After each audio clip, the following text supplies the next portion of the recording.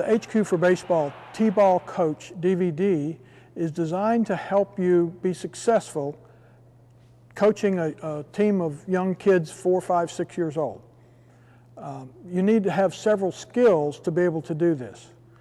First of all, you need to know how to actually throw the ball, catch the ball, and hit the ball. You need to know the proper mechanics.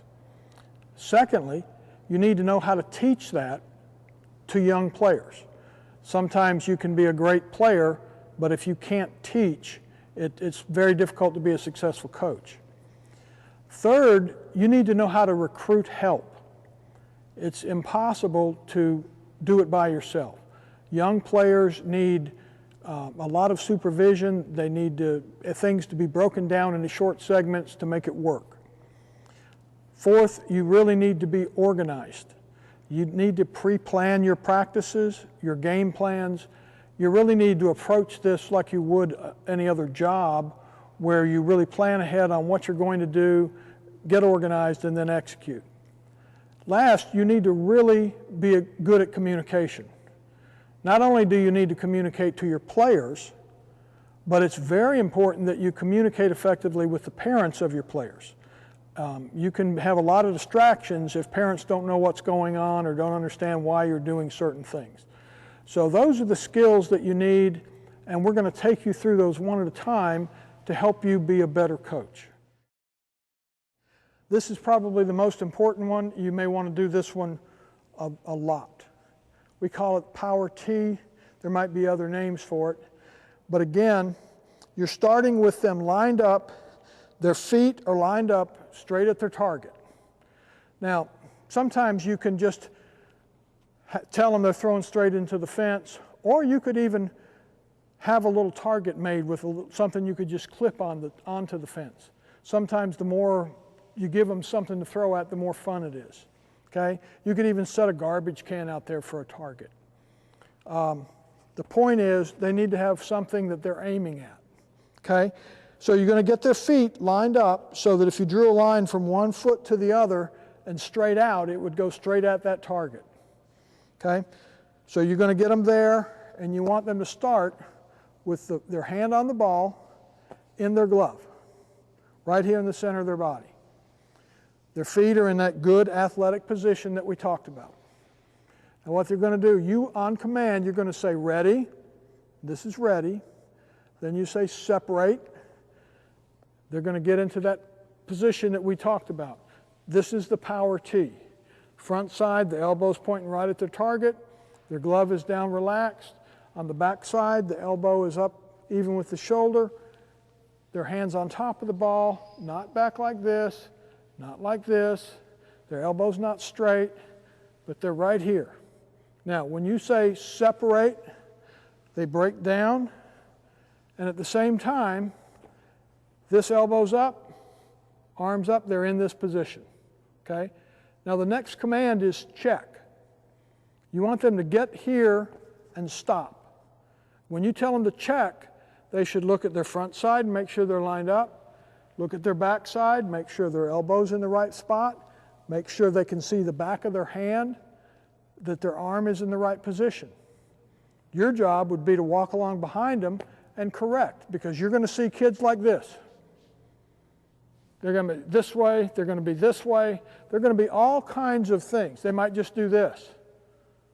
Okay, so what you need to do is walk around behind them and get them in the right position over and over. So it's ready, separate, check.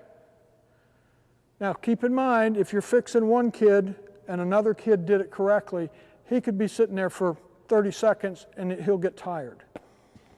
You may line them up and do all three at one time if you've got three in a group. You may do them one at a time. Depends on your group, how fidgety the players are.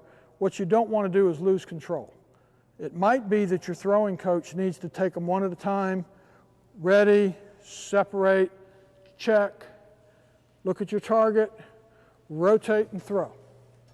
That's all we want to do. So the power T drill is probably the most important one, because that really encompasses the key to the throwing mechanics. So there's a drill that you can do called a clock drill, where the coach would simply stand, have the players lined up, and you could stand there and explain to them, okay, now, if the ball comes here, you're going to put your glove up like this. If the ball comes here, the glove's up here. If the ball's over here, the glove is here. Here, here, here, here, just like the hands of a clock. And so what you want to do is just hold the ball up. Okay, here. And as you move the ball around the clock, the player needs to move their glove to understand the proper position for catching the ball. Okay, if it's right in front, they're here. Again, it's okay to turn it a little bit, here, here. If it's low, then you do turn your glove this way. But you don't want to just have your glove out here, okay? So you can start with just doing it around the clock and having them move their glove. Then you can go, okay, ready, boom. And they've got to put their glove wherever that ball's going to be. Here, here, here. So that the player is learning to react to where that ball is and moving their glove in the right position. Okay, so after you've done that drill for a while, then you need to throw them some balls. Now we're going to talk about hitting. Again, keep in mind that each practice you're going to have a section, a time for hitting. So you can't do everything at one time. What you want to start with in your first few practices is start with, we call it dry swing, which means they're swinging but they're not hitting the ball, okay? So what you want to do is introduce to them the stance. So you want to make sure to get everybody in that athletic position where their feet are 1.5 to 2 times the width of their shoulders, their knees and their ankles are flexed, okay? So that number 1 is the stance.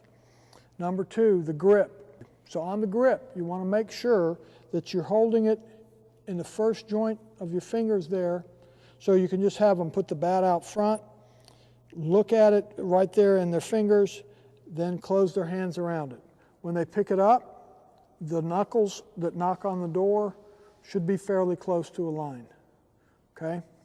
So you're going to get them in a good position and tell them, make sure and check your feet, that they're straight. What you'll have are kids that are standing there like this. Sometimes they'll have their feet in all kinds of different positions. A lot of kids stand like this with their feet out. That's not athletic. You're not balanced. Their feet need to be pointing straight ahead in a good wide stance, their knees and their ankles flexed. So every time you want to insist on proper positioning of their feet. Then you also remind them to check their grip. Now when we get to the ready position, ready, they're going to pick the bat up. You can have them just rest the bat on their shoulder, and it's at a good angle right now, okay? So then when you tell them to pick the bat up, they just should take their hands up. See how my elbows are still relaxed. There are a lot of dads who were taught when they were a kid, get that elbow up. Get that elbow up, and coach will come around and pull it up. I can remember having coaches do that. Well, the simple fact of the matter is you can't hit from there. So the first thing you do when you swing is you drop the elbow. Look what happens to the bat. All of a sudden now I got a flat bat and I'm creating a long swing. So we don't want to do that. What we want is them to simply pick the bat up. So again, it's about as high as their earlobe off their back shoulder, okay? This is a good ready position, right here, okay? So what we're going to do in a dry swing drill, we'll tell them check your feet, check your grip, ready position, and then when we start our swing, we do a little thing called a load. It's just simply we're shifting our weight from our even to kind of back, and then we're going to go, and then we're going to swing, okay? So what we want to do is tell them, okay, check your stance, check your grip, ready position, load, swing, When we swing, we want to try to keep our front foot still as much as possible. We're going to turn on the back foot. You may have heard the expression, squash the bug. That might work. Really what they're trying to do is simply rotate on this back side so that their hip is turning. They're starting out here. They're going to finish here.